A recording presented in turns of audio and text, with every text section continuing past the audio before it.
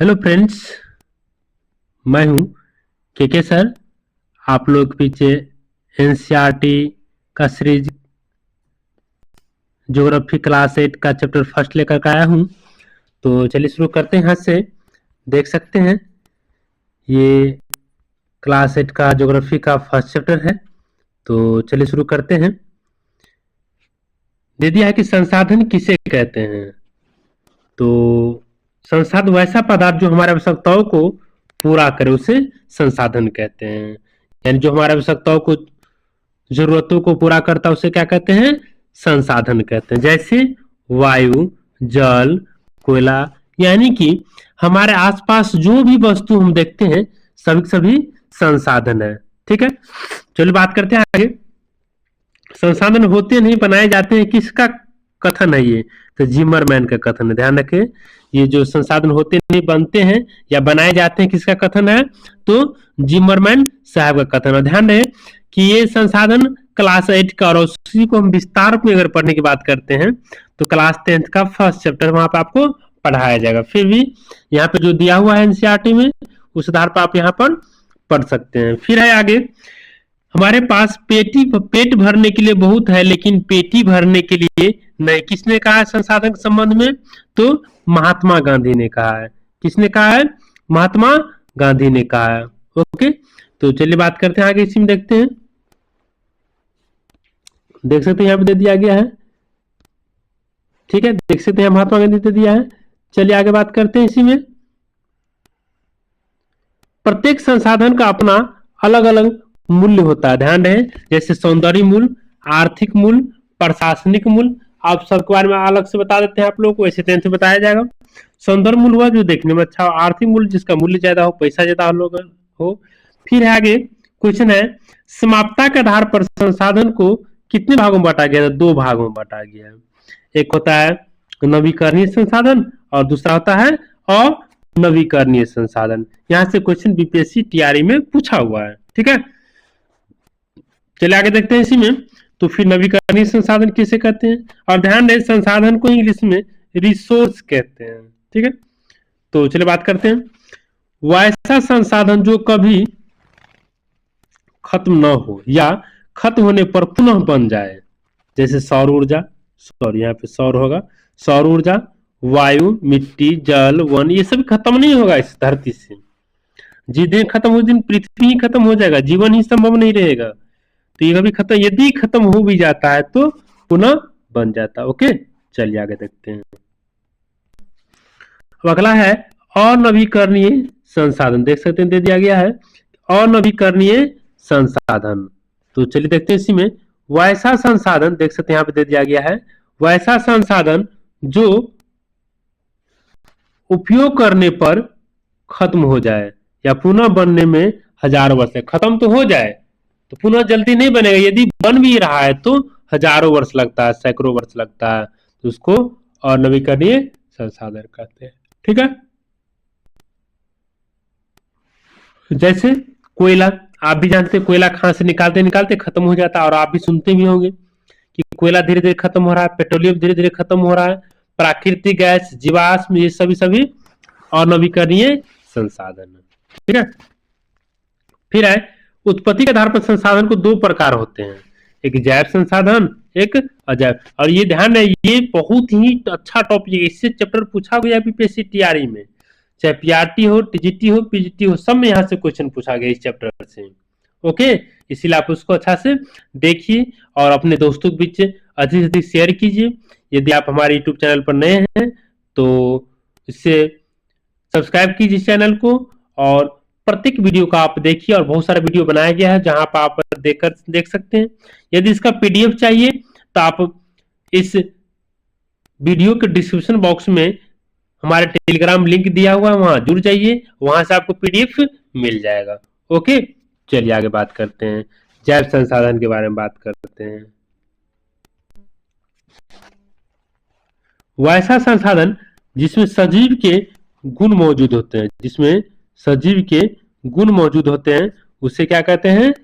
जैव संसाधन। जैसे पेड़ पौधा, जीव, नाम है जैव से जीव, जिसमें जीव जंतु, पेड़ पौधा यानी जिसमें जान हो, से सजीव कहते हैं, और जिसमें सजीव के गुण हो उसे जैव संसाधन कहते हैं। ओके, तो इसका एग्जाम्पल पे मेन ध्यान देना, एग्जाम्पल मेन पूछ सकता है आपसे। फिर आगे दे दिया उसी में अजैव संसाधन, वैसा संसाधन जिसमें निर्जीव का गुण हो, ध्यान दें निर्जीव का गुण हो, और यहाँ पर क्या है सजीव का गुण हो। तो जैसे कोयला, पेट्रोलियम, लकड़ी, ये सभी सभी क्या है अजैव संसाधन है। क्यों? ये सभी सभी निर्जीव है इसीलिए, ठीक है। फिर है मानव भी खुद एक प्रकार का संसाधन, ध्यान दें कि मानव भी खुद क्या है एक प्रकार का संसाधन है, ठीक है। चलिए आगे बात करते हैं इसी में। चलिए इसी में देखते हैं। अब है आगे है संसाधनों के अंधाधुंध शोषण से वैश्विक संकट हो रहे थे। क्या क्या शोषण हो रहा है, क्या क्या संकट आ रहा है? एक भूमंडलीय तापन हुआ, दूसरा ओजोन परत का अपक्षय हुआ, तीसरा पर्यावरण प्रदूषण हुआ, फिर आगे दे दिया भूमि का निम्नीकरण। ओके, ये सभी सभी क्या है संकट है। तो चलिए देखते हैं आगे। तो सतत पोषणीय विकास किसे कहते हैं? वैसा विकास जो पर्यावरण को बिना नुकसान पहुंचाए। ध्यान रखिए, विकास तो हम लोग करेंगे लेकिन पर्यावरण का नुकसान नहीं होना चाहिए, और भविष्य में आने वाली पीढ़ी का नुकसान नहीं होना चाहिए, आस पड़ोस के देशों का नुकसान नहीं होना चाहिए। तो उस तरह के विकास को क्या कहेंगे? सतत पोषणीय विकास कहेंगे। ओके, तो चलिए बात करते हैं आगे। देख सकते हैं यहाँ पे, और इसको समझ नाम है सतत पोषण, जो लगातार विकास हो, पोषणीय विकास हो, लेकिन बशर्ते दूसरे आदमी को, दूसरा व्यक्ति को, आने वाले पीढ़ी को नुकसान न हो, तो उसे क्या कहते हैं? सतत पोषणीय विकास कहते हैं। तो चलिए देखते हैं आगे इसमें संसाधन नियोजन के बारे में देखते हैं। संसाधनों के विवेकपूर्ण उपयोग ही संसाधन नियोजन, यानी नियोजन मतलब क्या होता है? प्लानिंग करके उपयोग करना, विवेक से उपयोग करना, बुद्धि से उपयोग करना। ऐसा नहीं कि आप स्नान कर रहे हैं और अंधाधुंध पानी भरा, नहीं, ऐसा नहीं। अब जाम में फंसे हुए हैं, गाड़ी को आप स्टार्ट किए हुए हैं आधा एक घंटा से, और वहां पेट्रोल जल रहा है, ऐसा नहीं, बल्कि एक नियोजन ढंग से, प्लानिंग ढंग से, ताकि कोई भी चीज बर्बाद ना हो, उसका उपयोग करेंगे, उसे संसाधन नियोजन कहते हैं। चलिए कुछ ऑब्जेक्टिव है उसका ले लेते हैं। राजस्थान में पवन और सौर ऊर्जा की अधिकता है, याद रखना। राजस्थान में सौर और पवन ऊर्जा की अधिकता, लेकिन जल की कमी है, ठीक है। चलिए इसी में देखते हैं आगे।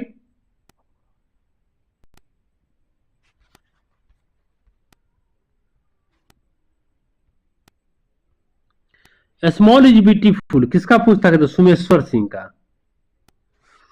किस आयोग द्वारा सतत पोषणीय विकास की संकल्पना प्रस्तुत किया गया, संरक्षण की वकालत की गई? तो ब्रुंटलैंड आयोग द्वारा, याद रखना इसका, ये पूछा हुआ क्वेश्चन है टीआरई का 1987 में। फिर प्रथम पृथ्वी सम्मेलन कब और कहाँ आयोजित किया गया था? तो जून 1992 में, याद रखना, रियो डी जेनेरो ब्राजील में। एक प्रथम पृथ्वी सम्मेलन 1992 में, द्वितीय 5 साल के बाद जोड़ दीजिए तो 1997 में, और तृतीय 1902 में, ठीक है। 5 साल उसको जोड़ते चल जाइए। प्रथम पृथ्वी सम्मेलन में भूमंडलीय जलवायु परिवर्तन और जैविक विविधता पर एक घोषणा पत्र हस्ताक्षर किया गया। प्रथम पृथ्वी सम्मेलन में भूमंडलीय जलवायु परिवर्तन और जैविक विविधता पर एक घोषणा पत्र हस्ताक्षर किया गया। किस सम्मेलन में? तो प्रथम सम्मेलन में। एजेंडा 21 की स्वीकृति किसमें हुआ था? प्रथम पृथ्वी सम्मेलन हुआ। द्वितीय पृथ्वी सम्मेलन कब हुआ? तो 1997 में हुआ। तीसरा पृथ्वी सम्मेलन कब हुआ? तो 2002 में हुआ। चलिए इसमें कुछ कुछ टॉपिक है जो ले लेते हैं, वैसे तो चैप्टर आगे का है, फिर भी ले लेते हैं इसको। पर्वत कितना प्रतिशत है? 30%। पठार 27, मैदान 43, कुल भूमि 29, जल 71%। यही चीज दे दिया गया यहाँ पे। तो आई होप आप लोग इस वीडियो को अधिक से अधिक उसको समझे होंगे, और आप लोग को अच्छा लगा हो तो अधिक से अधिक ग्रुप में शेयर कीजिए, अपने दोस्तों को भी शेयर कीजिए, और आप लोग लाइक बटन दबाना ना भूलें। और ध्यान रहे कि कमेंट्स भी कीजिए, ताकि कहीं पे आपको दिक्कत हो, कोई परेशानी हो, कोई चैप्टर का पीडीएफ चाहिए, कोई चैप्टर का वीडियो चाहिए, चाहे एनसीईआरटी साइंस का हो, चाहे करेंट का हो, मैथ का हो, तो आप लोग कमेंट्स कीजिए। आप लोग कमेंट्स नहीं करते जिससे हम लोग डीमोटिवेट हो जाते हैं। ओके, तो यदि इसका पीडीएफ चाहते हैं आप लोग, तो हमारे डिस्क्रिप्शन बॉक्स में जो टेलीग्राम लिख दिया हुआ है, या सर्च भी कर सकते हैं KK academy by KK sir, space नहीं देना है।